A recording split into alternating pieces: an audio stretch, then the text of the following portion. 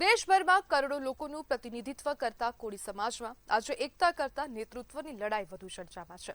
દિલ્હીમાં માત્ર 7 દિવસના અંતરે અખિલ ભારતીય કોળી સમાજના 2 અલગ અલગ અધિવેશન જાહેર થતા સમાજમાં મૂંઝવણ અને મતભેદ ખુલ્લેઆમ સામે આવ્યા છે। એક તરફ કેબિનેટ મંત્રી કુંવરજી બાવળિયા વિરોધી જૂથ પર યુવા અને મહિલા વિરોધી હોવાનો આક્ષેપ કરી રહ્યા છે, તો બીજી તરફ સામા પક્ષના આગેવાનો આ સમગ્ર વિવાદને વ્યક્તિગત અને રાજકીય મહત્વાકાંક્ષાનું પરિણામ ગણાવી રહ્યા છે। મુખ્ય સવાલ એ છે કે જ્યારે સમાજ સામે શિક્ષણ, રોજગાર, સામાજિક વિકાસ અને પ્રતિનિધિત્વ જેવા અનેક પડકારો છે, ત્યારે નેતૃત્વ માટેની ખેંચતાણ સમાજને શું સંદેશ આપશે? બે અધિવેશનથી સમાજને નવી દિશા મળશે કે પછી વધુ ધ્રુવીકરણ થશે? રાજકીય રીતે પણ આ વિવાદ મહત્વનો છે, કારણ કે સંગઠનના મોટા ભાગના હોદ્દેદારો કોઈને કોઈ રીતે ભાજપ સાથે જોડાયેલા હોવાનું કહેવાય છે। આવી સ્થિતિમાં નેતૃત્વની આ લડાઈ સમાજના હિત માટે છે કે વ્યક્તિગત પ્રભુત્વ માટે, તે ચર્ચાનો વિષય બની ગયો છે। અને આજ મુદ્દે આપણી સાથે ચર્ચા કરવા માટે અખિલ ભારતીય કોળી સમાજના સૌરાષ્ટ્ર કચ્છના પ્રભારી અલ્પેશ સાધરિયા જોડાઈ ગયા છે। અલ્પેશભાઈ, એક જ સમાજના 2 અધિવેશન કેમ યોજાયા?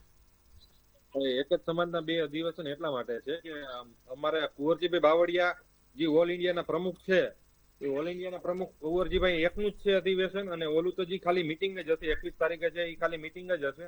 હકીકતની જે મેન ઓલ ઇન્ડિયાની પ્રમુખની જે અધિવેશન છે એ 14 તારીખે 10 વાગે છે ન્યૂ દિલ્હી ખાતે।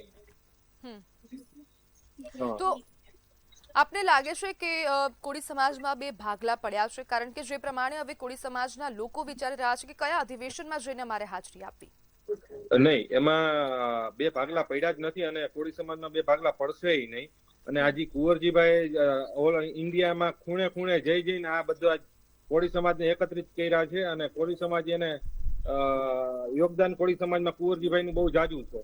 એટલે આમાં હકીકતમાં તો 2 અધિવેશન છે જ નહીં, એક જ અધિવેશન છે 14 તારીખે, અને જે 21 તારીખે હશે એ લોકોનું અલગ અલગ અમારા કોળી સમાજમાં મોટી સંખ્યા છે, એટલા માટે મીટિંગ અલગ અલગ હશે। મીટિંગની વાત આપ કરી રહ્યા છો, પરંતુ જે પોસ્ટર વાયરલ થઈ રહ્યા છે તેમાં અધિવેશનનું નામ લખેલું છે। અધિવેશન હવે તો અધિવેશન જ્યારે થવાનું છે ત્યારે જ સમાજના લોકો ચર્ચા કરતા હશે, અને પ્રવીણ કોળીનું પણ ક્યાંક ને ક્યાંક આમાં નિવેદન સામે આવ્યું છે કે આમાં કોઈએ ન જવું જોઈએ, બંને અધિવેશનમાં કોઈએ હાજરી ન આપવી જોઈએ। નહીં, એવું તો નથી। અધિવેશન અમારું જયારે આ 14 તારીખે અધિવેશન જયારે થવાનું છે ત્યારે તમે જોઈ લેજો કે ત્યાં કોળી સમાજની બહોળી સંખ્યા હશે।